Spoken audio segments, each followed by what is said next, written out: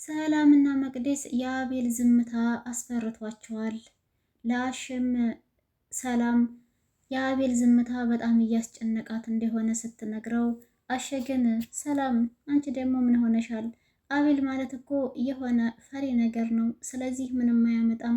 አንቺ አትጨናነቂ ብቻ አንድ ጊዜ ቤትሽን በስምሽ እስከሚያዞርልሽ ድረስ ብቻ ምንም አይነት መጥፎ ንግግር እንዳትናገሪ በማለት ያስጠነቅቃታል። ሰላምም አቤልን ቤቱን መቼ ነው በስሜ የምታዞርልኝ ብላ ስትጠይቀው አቤል ደግሞ የፍች ወረቀቱን ከጨረሰ በኋላ በስሟ እንደሚያዞርላት እንዲሁም የፈለገችውን ነገር ማድረግ እንደምትችል ይነግራታል። ሰላም የዚህን ጊዜ በጣም ደስ ይላታል። እኔ ለዚህ ትዳር የምገባ ሰው አልነበርኩም፣ ከዚህ ትዳር የገላገለኝ ፈጣሪ ይመስገን እያለች በረዥሙ ትተነፍሳለች። ለብዙ ጊዜ ተጨቆና የኖረች ሴት ነው የምትመስለው። አቤልም ቤቱን በስምሽ አደርግልሻለሁ፣ ግን ደግሞ እኔ ለጊዜው ማረፊያ ስለሌለኝ አንደኛው ቤት እቀመጣለሁ በሚላትም ጊዜ እዚህማ መቀመጥ አትችልም፣ ከፈለክ ተከራይተህ መኖር ትችላለህ፣ ይህ ቤት እኮ የኔ ቤት ነው በማለት ማስጠንቀቂያ ትሰጠዋለች። አቤል ግን ተከራይቶ መኖር እንደማይችል እኔ ይሄንን ነገርማ ላደርገው አልችልም፣ ማድረግ አልችልም ብሎ ለሰላም ሲመልስላት፣ ሰላም ደግሞ ለምንድን ነው ማድረግ የማትችለው? ወንድምህና እናትህ እንዲሆኑ ተከራይተው እየኖሩ አይደል ወይ? ቤት እስከሆነ ድረስ የራሴ ኃላፊነትና መቆጣጠር የምችል ሰው መሆኔን ረስተዋል ወይ ትለዋለች። አቤልም አውቃለሁ፣ ግን ነገራቶችን እስከማስተካከል ብቻ ነው እንጂ የምቀመጠው፣ ከዛ በኋላ ትቸላችሁ ይሄዳለሁኝ። እንዲሁም ውድ ጓደኛዬ ከስራ ያፈናቅሎኛል የሚል ጥያቄ መልስ ሲመልስላት፣ ይህንን ወሬ ደግሞ እሷ አልሰማችም ነበረ። አሼ ጥሩ ነው ያደረገው፣ እንኳንም ከስራ አባረረህ የሚል መልስ ትመልሳለች። በድንጋጤ ይሁን አምናበት ባላውቅም አሽም ከስራ ያባረረው እሱ ሳይሆን ራሱ በራሱ ጊዜ ከስራው እንዳባረሩት ይነግራታል። ሰላም ይህንንም ሁለተኛ ጥያቄ ይሆንባታል። መጀመሪያ መቅደስ ቲጂ ዘመዴ ናት ብሎ ደብቆሻል፣ ለምንድነው የዋሸሽ? ይህንን ነገር ለምን የደበቀሽ ይመስልሻል? ብላ ስለነገረቻት ሁለት ነገር ሆነባትና እሽን ወደ መኝታ ክላሷ ይዛ ሄዳ እየደበከኝ ነገር እንዳለ ይገባኛል። ምንም አይነት ነገር እንድትደብቀኝ አልፈልግም። ለምንድን ነው ቲጂን ዘመዴ ናት ብለህ እያልከኝ? በዛ ላይ ደግሞ መቼ ነው አቤልን ከስራ ያባረርከው ብላ ስትለው 1-3 ቀን ሆኖታል። እኔ ሳልሆን ግን ያባረርኩት በራሱ ጥፋት ነው የተባረረው የሚል መልስ ነው የመለሰላት። ስለ ቲጂ ጉዳይ ደግሞ ስትጠይቀው ቆይ ግን እቺ ቲጂና መቅደስ የሚባሉ ሰዎች መቼ ነው ከህይወታችን የሚወጡት? ቲጂ ምን ጊዜ ያወራቻት? መቅደስስ ምን የመታንችን ነገረችሽ? እያለ ይላታል። እሷ ነገረችኝም አልነገረችኝም፣ አንተ ግን ለምንድነው የደበከኝ? እያለች ከአሸጋ ጭቅጭቅ ትጀምራለች። አይ ለምንም አይደለም፣ በቃ ከዚህ በኋላ ምንም አይነት ነገር አልደብቅሽም የኔ ፍቅር እያለ አሁንም ማታለሉን ቀጥሎበታል። ሰላም አሸ የእውነት የሚወዷት መስሏት ነበር፣ ግን የእውነት የሚወዳት ሰው አይደለም። የፈለጋት አንድና አንድ ለገንዘብ ብሎ ብቻ ነው። ቤቱ በስሟ እስከሚዞር ነው የሚጠብቀው። ምን እንዲያቀደላት ያልገባት ሰላም ዛሬ ላይ ደግሞ መድኃኒት አምጥቶ ነፍሰ ጡር እንደሆነች ስለሚያውቅ ቲጂን መድኃኒቱን ቡና ላይ ጨምረሽ አምጪላት ብሎ ቲጂ በጣም ስትቆይበት ወደ ኪችን ይሄድና ምን ያንከረፍፍሻል? ቶሎ ይዘሻት መጭም ወይ ብሎ ቲጂ ላይ ይጮህባታል። ቲጂም ደግሞ መድኃኒቱን ለመጨመር በጣም እየተንቀጠቀጠች ስለነበረ ግራ ተጋብታለች። ጨምሪው ሲላት እሷ ግን መጨመር አልቻለችም። በቃ አንቺ ማትጨምሪው ከሆነ እኔ ጨምሬ እሰጣታለሁ ይልና አሼ መድኃኒቱን ቡናው ላይ ይጨምርና ለሰላም ይዞላት ይሄዳል። መኝታ ክላስ ይዞ ከሄደ በኋላ ግን ቲጂ ሮጣ ያንን ቡና እንዲያትጠጣ ታደርጋታለች። ሰላም በጣም ደንግጣ ቆይች ልጅ ዛሬ ግን ጤነኛ አይደለችም እንዴ? ከአንዴም ሁለቴ እየመጣች ታስደነግጠኛለች።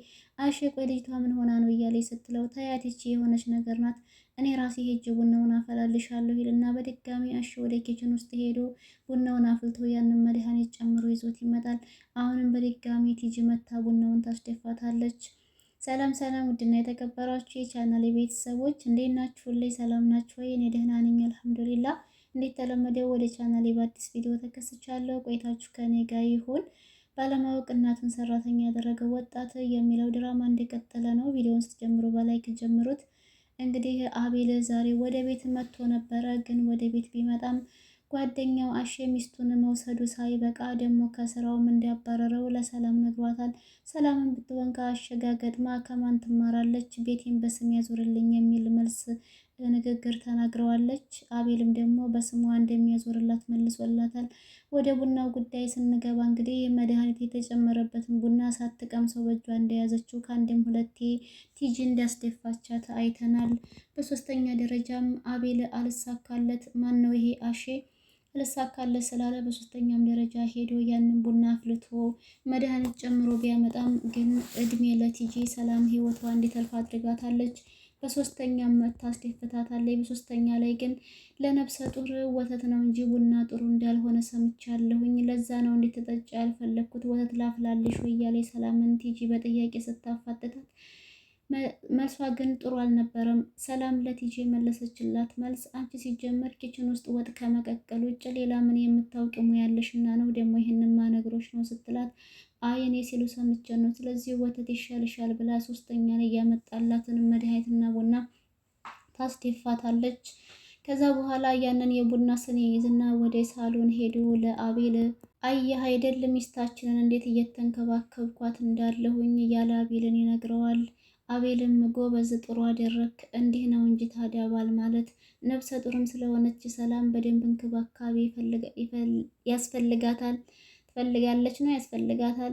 ስለዚህ በደንብ ተንከባከባት እያለ ሲለው አሽም በደንብ ነው የምንከባከባት አንተ ብለህ ሳይሆን እኔ ለራሴ ስለምወዳት ምንከባከባታለሁ እያለ ይለዋል። አቤል ልጁ ሊገደልበት እንደሆነ አላወቀም። ምክንያቱም አሽ የሰጣት ቡና ትክክለኛ ቡና ብቻ ሳይሆን መድኃኒትም ነበረ። ቲጂማ አቤልን ወደ ቤተሰቦች ጋር መሄድ ከፈለክ እኔ ልረዳህ እችላለሁኝ፣ እባክህን እናተ ጭራሽ እያለቀሰች አይኗን ልታጠፋ ነው፣ ምግብም እየበላች አይደለም ብሎኛል። እስኪ እንደምንም ብለህ ሄደህ አንድ ጊዜ እናትህን አይተሃቸው ተመለስ። ነገሩ ከባድ እንደሆነ ይገባኛል፣ ግን እናት ትንሽ እንድትረጋጋ ቢያንስ ሄደህ አይንህን ተየው፣ አንተም አይኗን የው ብትለውም አቤል ግን በጭራሽ አልሄድም፣ እኔ አሁን እኮ ብሄድም ምንም የምጠቅማቸው ሰው አይደለሁም፣ ለምን እሄዳለሁ እነሱ ጋር የሚል መልስ ነው የመለሰላት ለቲጂ። ቲጂ ግን እባክህን አቤል እናትህ አታሳዝንም? ለእናትህ ስትል ለምን ሄደህ አይተሃቸው አትመጣም? እያለች ስትለምነው በጭራሽ ቲጂ እኔ አልሄድም እዛ ይላታል። በስተመጨረሻ ላይ ግን እንደምንም ብለህ ሄደህ ጠይቃቸው ስትለው እሺ ቲጂ አመሰግናለሁ ብሎ ነው የመለሰላት። አሸም መቅደስን ያስፈራራታል። ቆይ አንቺ ከምን የሆነው ለሰላም ሄደሽ ቲጂ ዘመዴ እንዳልሆነች የነገርሻት በሚላትም ጊዜ የመቅደስ መልስ ራሷ ቲጂ ናት የነገረችኝ። አንተ ስለምንድን ነው ለሰላም ዘመዴ ናት ብለህ የነገርካት? ዘመዴ ካልሆነች ለምንድን ነው የደበካት? የሚል መልስ ነበር ምላሿ። ከዛ በኋላ እሺ ተጠንቀቂ፣ ራስሽን ጠብቂ፣ አርፈሽ ብትቀመጭ ይሻልሻል፣ በመሀላችን አትግቢ ብሎ በሚላትም ጊዜ ይህንን ስትሰማ መቅደስ ትናደድና ልክ እሱ ሲሄድላት ወደ እስኬ ጋር ስልክ መደወል ትፈልጋለች። አሁንስ አበዛው ብላ ስልክ ስትደውል እስኬ ስልኩን ቢያነሳውም ሊያወራት ፈቃደኛ አልነበረም። እባክህን እስኪ አዳምጠኝ፣ እየተካሄደ ያለውን ነገር እውነታውን ልነግርህ እወዳለሁ ስትለው እሱ ግን የሷን ነገር መስማትም ሆነ ማውራትም ስላልፈለገ ቀጥታ ስልኩን ዘግቶባታል። ስልኩን ከዘጋባት በኋላም እኔ ግን ምን ይሻለኛል፣ በምን አይነት መልኩ ነው እስኬን አግኝቼ የማወራው እያለች እየተጨነቀች ትገኛለች። ምግብ ላምጣልህ ወይ ብላ አቤልን ስትጠይቀው ምግብ እንደማይፈልግ ችግር በደንብ አድርጎ እንዳጠገበው እና እንዳጠጣው መልሶላታል። እስኪ ቀጥታ ወደ እነሱ ቤት ስለመጣ ቲጂ እባክን አቤል አሁን እስኪ መጥቶ በር ላይ ነው ያለው፣ ስለዚህ እንደምንም ብለው ወጣህ አናግረው ብትለውም አቤል ግን በጭራሽ ወጥቶ ማናገር አልፈለገም። በጭራሽ እኔ ወጥቼ አላናገረውም፣ ለምንድን ነው የመጣው? እኔ አይኑንም ማየት አልፈልግም፣ ቤተሰቦችን ጎዳና ዳር እንዲወርቁ ያደረኳቸው እኔ በራሴ ስራ ነው፣ ስለዚህ እንዴት አድርጌ ነው የማየው እያለ ይላል ማለት ነው አቤል። ቲጂም ደግሞ አውቃለሁ አቤል ይገባኛል፣ ነገሩ ከባድ ነው፣ ግን ይህንን አንተ ሆን ብለህ አይደለም እያደረግከው ያለው ተገደ ነው እንጂ ባመንከው ሰው ጓደኛዬ ወዳጅ ባልከው ሰው እንደዚህ መበደልና መጨቆን እጅግ በጣም የሚያሳዝንና የሚያስከፋ ነገር ነው። ግን ደግሞ እንደምንም ብላ ለእናትህ ስትል ሁሉንም ነገር ለማስተካከል ሞክር፣ አንተ ደህና ከሆንክ ሁሉም ነገር ይስተካከላል እያለች ቲጂ አቤልን እየመከረችው ትገኛለች። ቲጂ አቤልንም ሆነ እስኬን እንዲሁም ሀገሬን በጣም ነው የምትወዳቸው።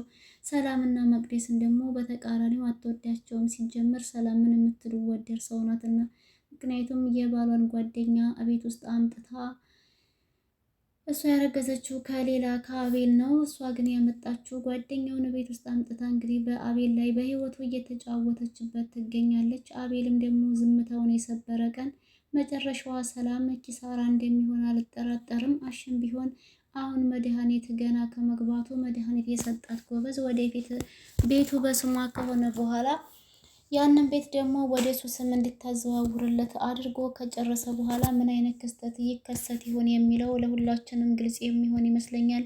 ሰላም ከሁሉም ባዶ ሆና ሜዲያ ላይ እንደምትወርቅ ምንም አልጠራጠርም።